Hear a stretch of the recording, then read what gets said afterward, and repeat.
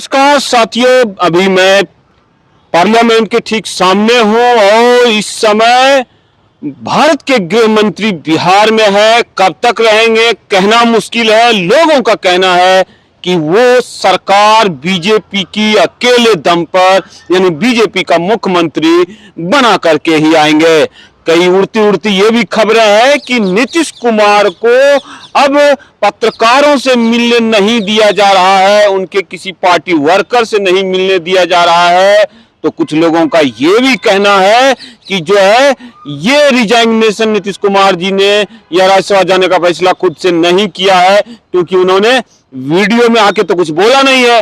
X पे लिखा है, इतने बड़े बड़े आरोपों के बीच हो हल्ला जदयू के कुछ कार्यकर्ताओं का। क्या कहना है अभी हम जानने की कोशिश करेंगे।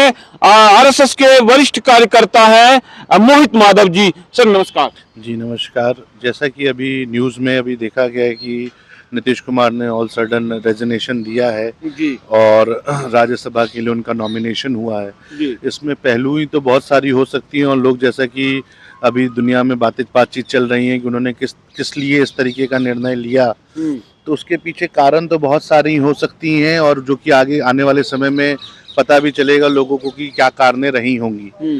दूसरा क्या है कि अभी भी ये कहना मुश्किल है कि वो राज्यसभा में नॉमिनेशन हुआ है, फाइनल तो अभी लिस्ट एनालिसमेंट हुआ नहीं है।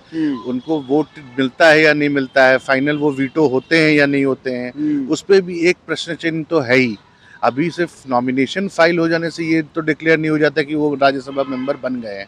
यानी आपका कहने का मतलब है कि अमित शाह जो वहाँ डेरा डाले हुए हैं वो बेकार भी जा सकता है। अमित शाह जी ने जो डेरा डाला था, जो उनका जो पार्टी डाला था नहीं डाले हुए हैं, जो उन्होंने जो उनके पार्टी ने जो पूरा कंस्ट्रक्टिव चीजें बनाई, उस पार्टी के हाई कमांड के मतलब मैसेज को कन्वे करने के लिए और उस मैसेज को सही से एग्जीक्यूशन हो जी, उसके लिए राष्ट्रीय अध्यक्ष जी भी और अमित शाह जी दोनों लोग कल गए थे। उन लोगों की आपसी मुलाकात हुई। लेकिन अभी तक जो मैं बात कर रहा हूँ माधव जी, वो अभी तक वही है और मीडिया से नीतीश कुमार को न मिलने दिया जा रहा है न कार्यकर्ता को। तो क्या इस पे ये जो है क्या लग रहा है कि वो अब मुख्यमंत्री बनवा करके आएंगे बीजेपी का? देखिए, जैसा कि ये कहना मुश्किल है कि वो लोग अब बनवा के आएंगे कि नहीं, जैसा लेकिन उन लोगों का पास्ट रिकॉर्ड रहा है उसके हिसाब से मुझे तो ऐसा लगता है कि वो लोग अभी जो है नए सरकार बना के ही वहां से आएंगे। और दूसरा, जो नीतीश कुमार जी अभी बाकी पत्रकारों से या अपने कार्यकर्ताओं से नहीं मिल रहे हैं, जैसा कि पिछले दिनों में आप लोगों ने देखा होगा उनकी कुछ फिजिकल हर जो एक्टिविटी थी एक पब्लिक प्लेसेस पे, वो ड्यू टू उनको थोड़ा हेल्थ इशू है, उसकी वजह से जो अभी बताया जा रहा है उनके पीआरओ और मेडिकल कैंप वगैरह से कि उनको हेल्थ इशू की वजह से वो थोड़ा उनको अभी सेग्रीगेट किया गया और पब्लिक से मिलने नहीं दिया जा रहा है। लेकिन ये है कि कुछ लोग मजाक बना रहे हैं, कह रहे हैं कि अमिताभ दास ने जो कहा नीट कांड में डायरेक्ट इन्वॉल्व है नीतीश कुमार जी के बेटे, और लोग मजाक में कह रहे हैं। कुछ लोगों का ये भी कहना है कि बाद में जो है ये राज खुलेगा, अभी तो कुछ नहीं होगा क्योंकि इससे इमेज बीजेपी की भी गिरेगी। कि ये जिस तरह जगजीवन राम जी को लपेट लिया गया उनके ही बेटे के कर्मों में, तो नीतीश कुमार को भी उनके बेटे के कर्म में लपेट लिया गया।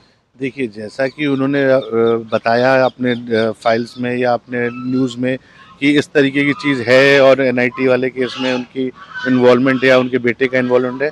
कोई किसी भी इंसान को, डेमोक्रेटिक कंट्री है, किसी को सबको बोलने का हक है। उनके व्यू के हिसाब से उनको लगता है कि इस तरीके की चीज़ है तो उन्होंने इस स्टेटमेंट को बयान किया। लेकिन कहीं लोग तो मजाक बनाना शुरू कर दिए कि कहीं इसी ये चीज़ उनको सोचनी चाहिए थी कि किसी भी डिग्निफाइड आदमी के लिए इस तरीके से बोलने से पहले कोई भी चीज़ इस तरीके की तब तक नहीं बोल सकते जब तक वो चीज़ें साबित ना हो जाए, जब तक उस तरीके के कुछ एविडेंसेस ना मिल जाए।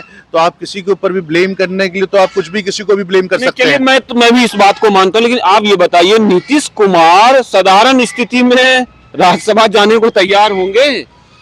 ये देखिए क्या है कि जब नीतीश कुमार जी की अपनी पार्टी और बीजेपी की अलायंस में क्योंकि गवर्नमेंट है, उन लोगों के म्यूचुअल अंडरस्टैंडिंग इंटरनल क्या हुआ ये पब्लिक तो अवेयर है नहीं। हो सकता है कि ये उनके म्यूचुअल अंडरस्टैंडिंग में ये एक क्लॉज हो बीजेपी का हाथ मिलाने के लिए कि भाई आपको इस तरीके के स्टेप्स आने वाले समय में लेना पड़े, और वो राजी हुए हों उस समय। और राजी होने के बाद वो आज ये स्टेप उठा रहे हैं, जो कि उनके लोगों को, उनके फैन फॉलोइंग को, उनकी जनता को वो चीज़ों से अवेयर नहीं थी, जिसकी वजह से आज रोडों पे दंगा हो रहा है, उनके घर के सामने दंगा हो रहा है, लोग मिलने के लिए नहीं थी कहीं भी कि इस तरीके का मैं स्टेप आने वाले समय में लूंगा। तो अब क्या लग रहा है फाइनली जनता को कैसे समझाएंगे, उनके सपोर्टर को खास करके? जनता तो कुछ खास सड़क पे है नहीं। देखिए, हम जनता के लिए तो सिर्फ मेरा ये कहना है कि पब्लिक को अल्टीमेटली क्या चाहिए कि उसके स्टेट का डेवलपमेंट हो, उसको रोजगार मिले।